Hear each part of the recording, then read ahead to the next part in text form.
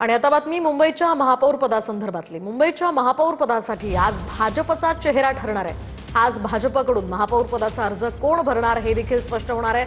भाजप नगरसेवकांनी महापालिकेमध्ये या संदर्भात बैठक घेतली तर भाजपच्या राजश्री शिरवाडकर, अलका केरकर, रितू तावडे आणि योगिता कोळी यांची नावं महापौर पदासाठी चर्चेत आहेत। तर थोड्याच वेळात भाजप नगरसेवकांची पालिकेमध्ये बैठक आयोजित करण्यात आलेली आहे। नगरसेवकांच्या या बैठकीत महापौर पदाचा चेहरा निवडला जाणार आहे।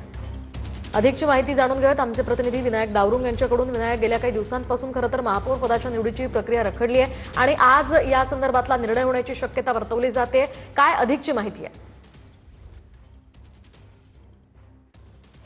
बरोबर आहे, भाजप कार्यालयामध्ये ही सगळी तयारी जी आहे ती सुरू झालेली पाहायला मिळते। तब्बल 40 वर्षानंतर भाजपचा महापौर जो आहे तो बनणार आहे आणि त्यामुळे उत्साह जो आहे तो भाजप कार्यालयात आपल्याला पाहायला मिळतो। हे सगळे पंडित जे आहेत ते या ठिकाणी आलेले आपल्याला पाहायला मिळत आहेत आणि या पंडितांकडून शंखनाद जो आहे तो केला जाईल आणि त्यानंतर जो महापौर पदाचा जो उमेदवार आहे त्या उमेदवाराला टिळा जो आहे तो हे सगळे पंडित लावणार आहेत आणि सगळी पूजा अर्चा जी आहे ती या ठिकाणी पार पडणार आहे। भाजपकडून हा संपूर्ण तयारी जी आहे ती या भाजप कार्यालयात आपल्याला पाहायला मिळतोय। शंखनाद जो आहे तो या ठिकाणी सगळे पंडित करतायत आणि या पंडितांकडून मंत्रोच्चार केल्यानंतर महापौर पदाचा उमेदवाराची घोषणा होईल। महापौर पदाच्या उमेदवाराची घोषणा झाल्यानंतर आपण पाहिलं तर हे सगळे पंडित जे आहेत तो जो उमेदवार असेल त्याला टिळा जो आहे तो लावणार आहेत। अशा पद्धतीने शंखनाद जो आहे तो भाजप कार्यालयात सुरू असलेला पाहायला मिळतो। अनेक महिला नगरसेवकांची नावं जी आहेत ती चर्चेली जात आहेत, त्यामध्ये कोणाला संधी प्रामुख्याने मिळते हे बघावं लागेल।